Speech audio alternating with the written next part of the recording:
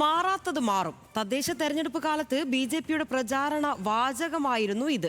ഈ മുദ്രാവാക്യവുമായി വോട്ട് പിടിച്ച ബി.ജെ.പി തിരുവനന്തപുരം കോർപ്പറേഷനിൽ ചരിത്ര വിജയം നേടി ഭരണം പിടിച്ചു.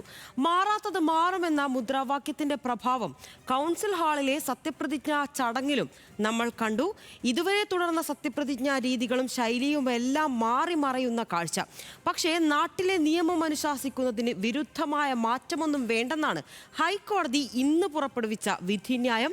ഏതെങ്കിലും പ്രത്യേക ദൈവങ്ങളുടെയോ മറ്റ് വ്യക്തികളുടെയോ പേരുകൾ സത്യപ്രതിജ്ഞാ വാചകത്തിൽ ചേർക്കാൻ നിയമം അനുവദിക്കുന്നില്ലെന്ന് ജസ്റ്റിസ് പി.വി. കുഞ്ഞികൃഷ്ണൻ വ്യക്തമാക്കി. യേശുദാസിന്റെ പ്രശസ്തമായ കുറിവരച്ചാലും കുരിശ് വരച്ചാലും എന്ന ഗാനത്തിന്റെ വരികളും വിധിന്യായത്തിൽ ഉദ്ധരിക്കുന്നുണ്ട്.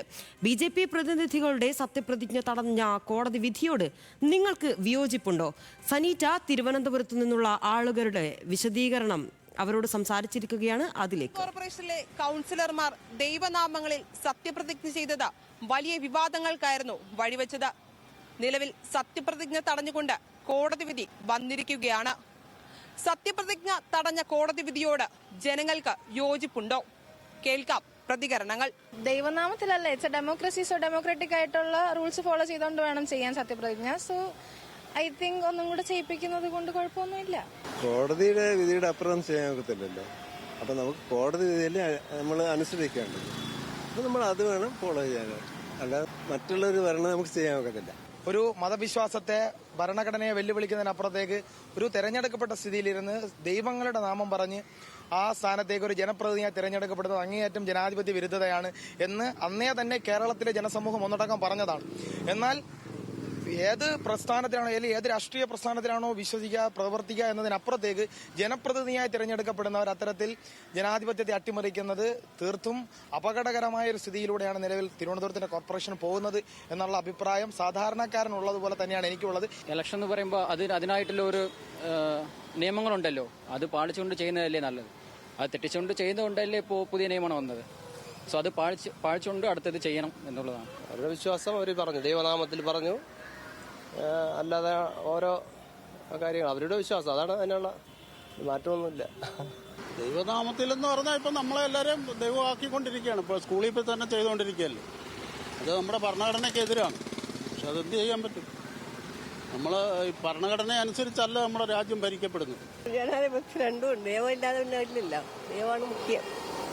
ദൈവനാമത്തിലാണ് സത്യപ്രതിജ്ഞ ചെയ്യേണ്ടത്. അതെ, അങ്ങനെയാണ് ചേച്ചി പറയുന്നത്. ദൈവത്തെ മുൻനിർത്തിയേ സത്യപ്രതിജ്ഞ ചെയ്യാവൂ. രാഷ്ട്രീയവും മതവും ഒന്നും കൂട്ടിക്കലർത്തേണ്ട ഒരു കാര്യമാണെന്ന് വിചാരിക്കുന്നില്ല. പിന്നെ അതൊരു വലിയ ഇഷ്യൂ ആണെന്നൊന്നും ഞാൻ പറയുന്നില്ല. ബിക്കോസ് പല രാജ്യങ്ങളിലും അത് ചെയ്യുന്നുണ്ട്. ഇപ്പൊ ഏറ്റവും വലിയ റിപ്പബ്ലിക് എന്ന് നമ്മളെല്ലാരും പറയുന്ന അമേരിക്ക പ്രസിഡന്റ് സ്വേറിൻ ചെയ്യുന്നത് ബൈബിൾ വെച്ചിട്ടാണ്. സോ അതുകൊണ്ട് അതൊരു ഭയങ്കര വലിയ ഇഷ്യൂ ആണെന്ന് പറയുന്നില്ല. പക്ഷെ കോടതി വിധി എന്തായാലും വന്നത് വളരെ നല്ല കാര്യം. ഓരോരുത്തരുടെ ദൈവനാമത്തിൽ സത്യപ്രതിജ്ഞ ചെയ്യുന്നതിൽ തെറ്റുണ്ട് എന്ന് എനിക്ക് തോന്നുന്നില്ല. അവരവരുടെ ഒരു വിശ്വാസമാണല്ലോ ഓരോരുത്തരുടെ. പക്ഷെ എന്തും നമ്മൾ ചെയ്യേണ്ട നമ്മളെ ഉത്തരവാദിത്തങ്ങൾ നിറവേറ്റുക എന്നുള്ളതാണ്. ഭരണഘടനയ്ക്ക് തീർച്ചയായിട്ടും ഭരണഘടനാപരമായിട്ടുള്ള കാര്യങ്ങൾ നടക്കണം. അത് വേണ്ടെന്നല്ല. തീർച്ചയായിട്ടും അത് പറയുന്നതിൽ എന്താണ് ഉദ്ദേശിക്കുന്നത് മനസ്സിലാവണില്ല. ദൈവനാമത്തിൽ പൊതുവെ ദൈവനാമത്തിൽ എന്നാ പറയാം. മറ്റേതിന്റെ ഭരണഘടന എങ്ങനെയാണ് അത് അനുശാസിക്കുന്നത് നമുക്കറിയില്ലല്ലോ. പ്രാദേശികമായിട്ട് ഇപ്പോൾ ആറ്റുകാലമ്മ അല്ല മുത്തപ്പൻ എന്നൊക്കെ പറഞ്ഞാൽ അങ്ങനെയൊക്കെ സത്യപ്രതിജ്ഞ ചെയ്യാൻ പറ്റുമോ അറിയില്ല. നമുക്കതിൽ അത്ര അറിയില്ല. ജനാധിപത്യ രീതിയിൽ ജനങ്ങൾ തെരഞ്ഞെടുത്ത ജനപ്രതിനിധികൾ സത്യപ്രതിജ്ഞ ചെയ്യുമ്പോൾ അത് ഭരണഘടന ഉയർത്തിപ്പിടിച്ചുകൊണ്ട് തന്നെ ആകണമെന്നാണ് ഭൂരിഭാഗം ജനങ്ങളുടെയും അഭിപ്രായം. കോടതി വിധിയെ അംഗീകരിക്കുന്നുവെന്നും അവർ പറഞ്ഞു വെക്കുന്നു. ക്യാമറാമാൻ ഷമീമിനോടൊപ്പം സനീറ്റ, ന്യൂസ് മലയാളം, തിരുവനന്തപുരം.